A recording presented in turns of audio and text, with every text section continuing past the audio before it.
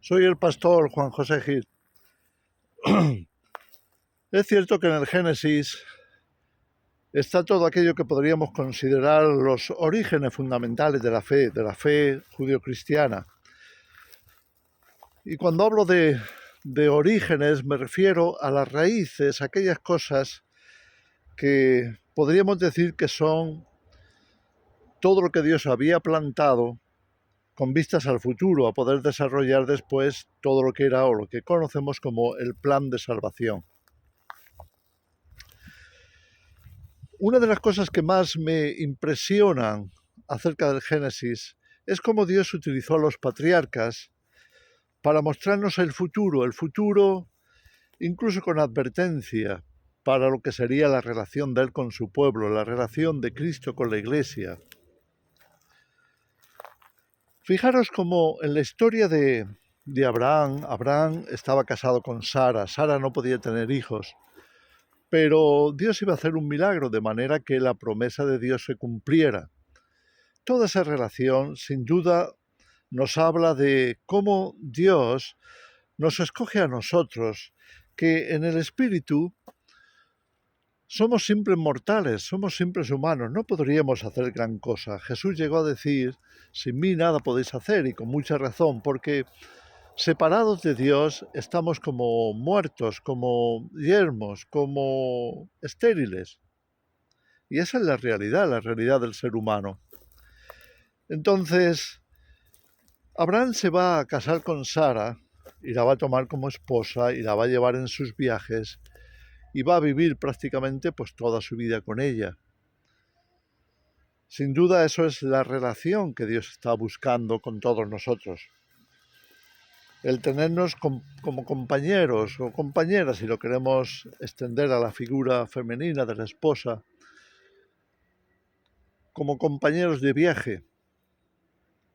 Ahora lo que va a ocurrir es que obedientemente Abraham, con su pequeña familia compuesta por Sara y su sobrino y me imagino que la esposa de su sobrino y demás, pues van a salir en obediencia a Dios y van a llegar hasta Canaán, van a salir de, como sabemos, de Mesopotamia y van a llegar hasta Canaán. Ahora, cuando llegan allí, viven, se establecen, aunque son nómadas, en algunas de los encinares, de las zonas montañosas, y aprovechan esas estancias para alimentar a sus rebaños, ya que eran ganaderos. Ya sabemos lo que pasa. Entonces, ¿qué va a ocurrir? Va a ocurrir que en dos ocasiones, por causas muy similares, es decir, porque hay hambre en la tierra, porque hay sequía, porque es difícil mantener a los rebaños, entonces Abraham va a tomar la decisión de que debe de ir a Egipto. Y eso lo va a hacer, como digo, en dos ocasiones, una a Egipto y otra a Abimelech. No creo que era Abimelech. Bueno, no estoy seguro. Pero lo que me interesa es Egipto. Entonces, ¿qué va a ocurrir con la partida de Abraham a Egipto? Él sabe que va a poner a su esposa en peligro y él mismo se va a poner en peligro. Su plan va a correr un grave riesgo, porque la mujer era hermosa y él temía que el faraón se encaprichara de ella y para obtenerla, ya fuera el faraón o alguien más, para quedarse con ella pudieran matarle a él. Y en ese momento lo que va a pasar es que el temor se apodera de Abraham y va a llegar de acuerdo con Sara, su mujer, para que diga que es su hermana. En realidad era su hermanastra. Pero bueno, quedan en eso y efectivamente tan pronto como llegan a Egipto los temores de Abraham se cumplen y la gente se queda mirando a Sara y descubren que era una mujer muy hermosa y van a cumplir ese plan urdido de decir, bueno, ella es mi hermana. El faraón efectivamente, porque va a llegar a oídos de él, va a quererla conocer y tenerla con él. Sabemos lo que se desata ahí, ya que Dios de todas formas va a preservar a Sara y va a causar problemas al faraón, con el fin de que el faraón se inquiete y piense algo está pasando aquí que no está bien y finalmente llame a Abraham para ver qué está pasando y claro, van a descubrir lo que era, ¿no? Seguramente Sara o el propio Dios le revelaría a Faraón que bueno, que las cosas no estaban tan claras, que lo que había pasado era un error. Entonces, bien, ahí tenemos, para mí tenemos algo muy interesante, porque proféticamente es algo que iba a pasar con los descendientes de Abraham. Ellos también, por la sequía, por el hambre, llegarían a Egipto. Ahora, fijaros que el hecho de que Sara llegue a Egipto con Abraham y se meta en problemas, es también precursor, es también profético de que el pueblo de Israel acabaría teniendo problemas en Egipto. Me quedo con eso en el sentido de pensar en términos espirituales. Todos estamos tentados a descender a Egipto, todos estamos acostumbrados a dejar un poco nuestra libertad, nuestra tierra o nuestras condiciones para decir, bueno, tengo que trabajar, tengo que hacer algo, tengo que estar en un sitio donde pueda sobrevivir. Y siempre la tentación son los pastos verdes, son los lugares donde hay más vida, donde hay más gente que ya está instalada, están viviendo, como es el caso de las ciudades. Pero también es un reflejo de lo que hacemos con respecto al mundo, al sistema. Volvemos al mundo, al sistema, porque, bueno, ahí hay posibilidades, posibilidades de trabajo, posibilidades de ganar dinero, posibilidades de sobrevivir, etc.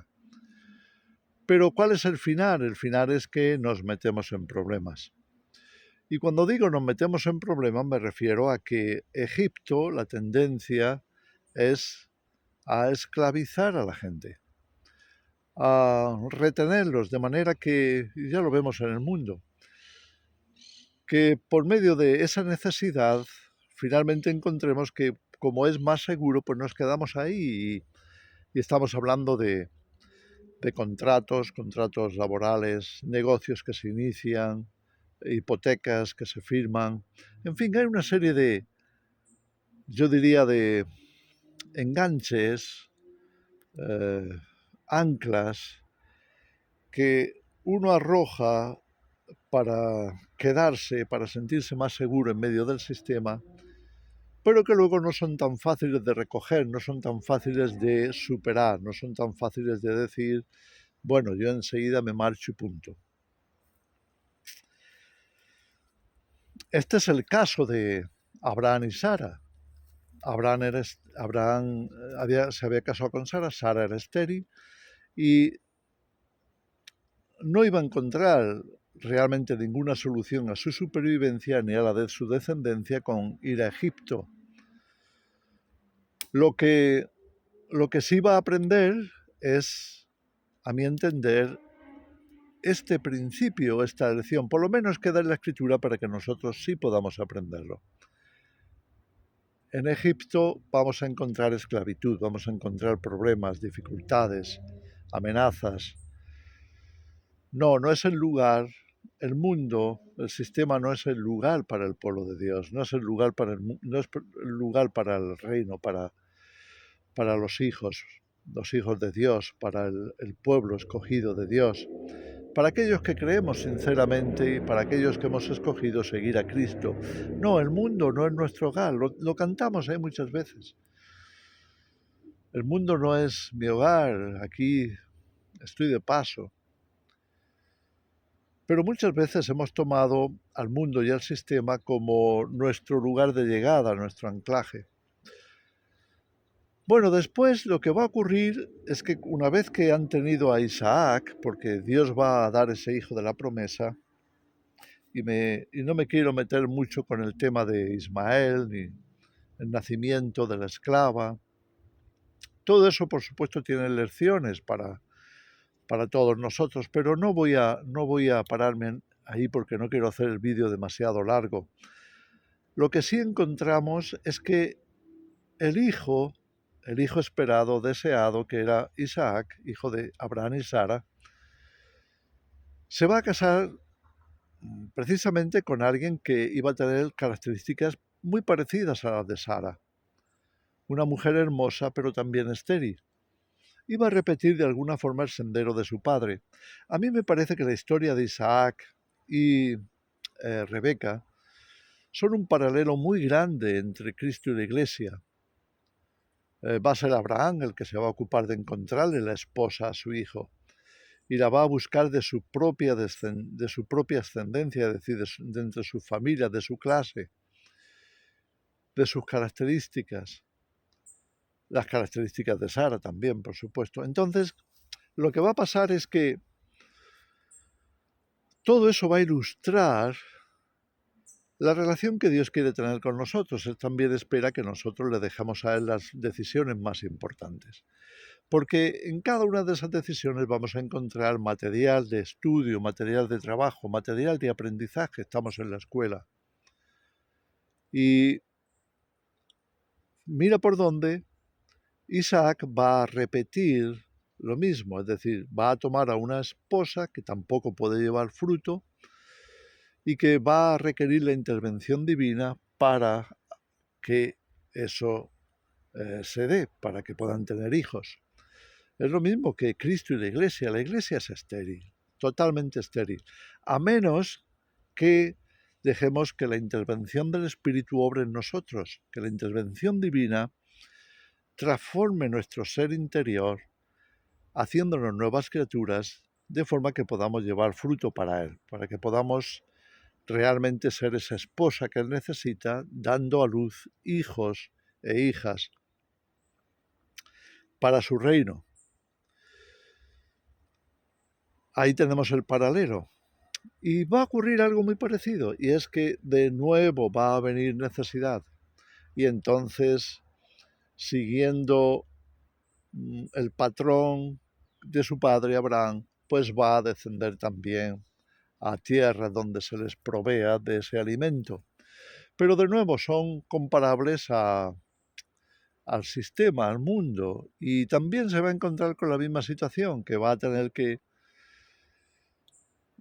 camuflar de alguna manera la relación que tiene con Rebeca porque es hermosa y se siente amenazado. De nuevo los temores generacionales que pasan de uno a otro porque nos hemos desarrollado un poco en ese ambiente de temores. ¿Qué vamos a hacer? ¿Cómo vamos a salir de esta? ¿Y cómo vamos a sobrevivir?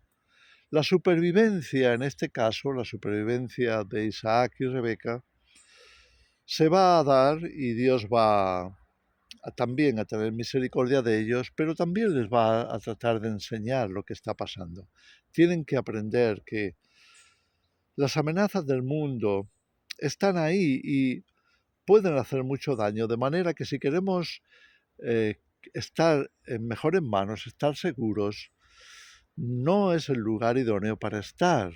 Muchas veces la Iglesia ha pensado que debería de unirse al mundo, algo así como que si no puedes vencer a tu enemigo, únete a él. Y la Iglesia ha cometido tremendos errores al hacer eso y lo sigue haciendo. Y hay mucho liderazgo en la Iglesia que incluso presume de tener tan buenas relaciones con la política, con las instituciones y se codea con el mundo como si fueran, como dicen en México, como si fueran compadres, como si fueran tocayos, como si fueran camaradas, compañeros de viaje, cuando la Iglesia jamás debería de ser compañera de viaje del mundo. El mundo no es nuestro hogar, aquí de paso estoy. También cantamos, he decidido seguir a Cristo, no volveré. Pero ese volver a Egipto, volver al sistema, volver al mundo, siempre nos trae problemas, siempre. Eso es por lo que los menonitas, con mucho sentido común, tomaron la decisión de guardarse sin mancha del mundo, porque al fin y al cabo eso es parte de la relación mejor, más óptima que Dios quiere tener con nosotros, guardarnos sin mancha del mundo. Y ahí tenemos las comunidades menonitas, ya por siglos, huyendo de la persecución, se establecen en otros lugares del mundo, especialmente en Latinoamérica, pero hay en más lugares. ¿Y qué va a ocurrir? Por supuesto en Estados Unidos también, allí es donde llegaron como colonos. Pues va a ocurrir que van a establecer su propia sociedad, la sociedad del reino, basada en valores y principios cristianos, y en muchas maneras van a ser preservados de todos esos problemas, todas esas amenazas, todas esas condiciones que no son óptimas, no son aconsejables para la Iglesia, no son aconsejables para el pueblo de Dios.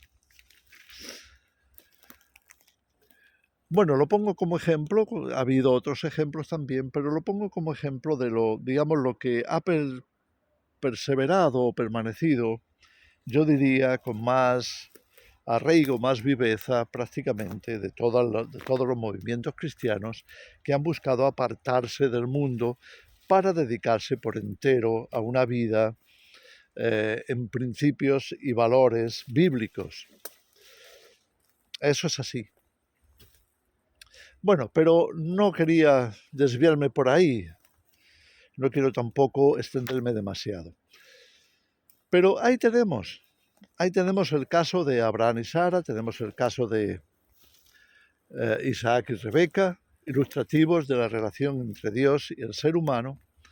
Y después, por supuesto, tenemos la vida de Jacob, hijo de Isaac, y ya sabemos lo que va a pasar. También iba a venir hambre, iban a venir condiciones difíciles, y de nuevo, bueno, pues hay que ir a Egipto.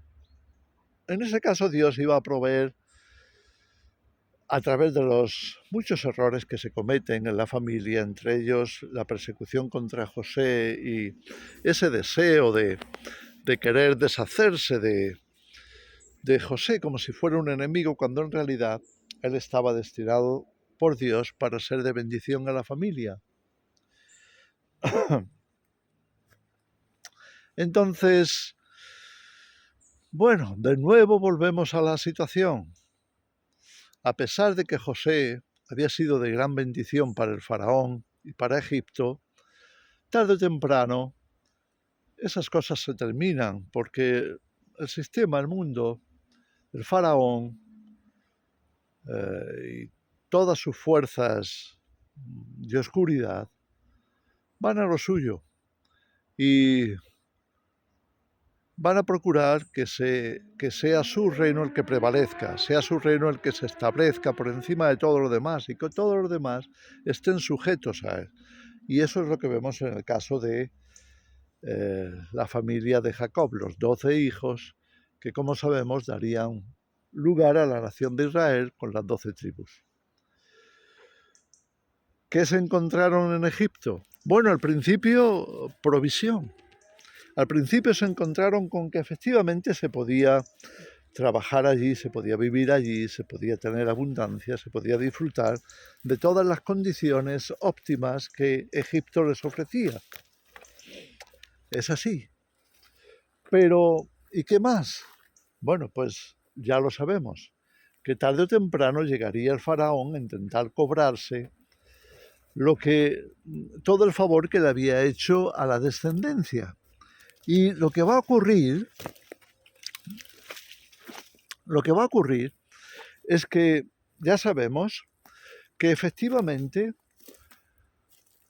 el pueblo acabaría como esclavo de un país extraño para ellos, de un país vendido a la idolatría, de un país completamente corrupto espiritualmente y seguramente también en su moral. De nuevo, el ejemplo. ¿El ejemplo de qué? El ejemplo de Cristo y la Iglesia. El pueblo de Israel iba a quedar esclavo por siglos en Egipto. Por siglos. ¿Y cuál iba a ser la solución? Sacarlos de allí. Y eso es como Dios va a mandar a Moisés y a su hermano Aarón para hacer este trabajo que Dios iba a respaldar con sus señales, poder y milagros. Y efectivamente, y esto es lo que vemos que Dios va a hacer, la liberación del pueblo de Egipto, liberación del mundo, liberación del sistema y demás. En fin, no sé si tú te ves en algún punto de todo esto que estoy contando, porque sin duda tú y yo, todos los que estamos en Cristo, aunque hayamos sido estériles en nuestras propias fuerzas, hemos sido tocados por Dios para llevar fruto para Él. Pero también tenemos una relación con el mundo que se vuelve peligrosa, que nos pone en amenaza. Una de las cosas que Jesús citó de por qué la buena semilla no lleva frutos muchos es porque los afanes de este siglo o de este mundo o de este sistema ahogan la semilla. Me pregunto, ¿en qué punto nos vemos nosotros? ¿Cómo nos vemos nosotros? ¿Nos vemos que estamos todavía en la etapa de la esterilidad, que no hemos dejado que Dios nos toque, que el Espíritu Santo more en nosotros? ¿Nos vemos descendiendo a Egipto? ¿Nos vemos atrapados en Egipto? ¿Nos vemos como esclavos de Egipto?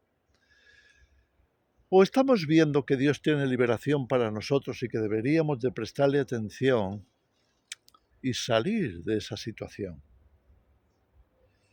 Yo creo que ese es el plan de Dios. El plan de Dios es finalmente liberar a la Iglesia, liberarla de la atadura de Egipto, liberarla de la atadura del faraón, liberarla de la atadura del mundo, del sistema, porque no somos de este mundo.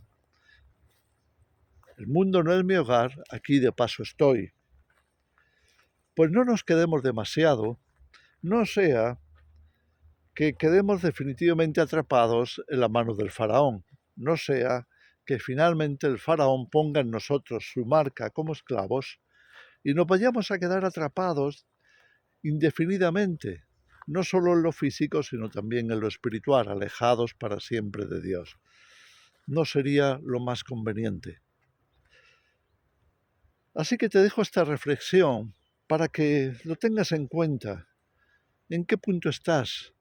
¿Cuál es tu decisión? ¿Qué vas a hacer?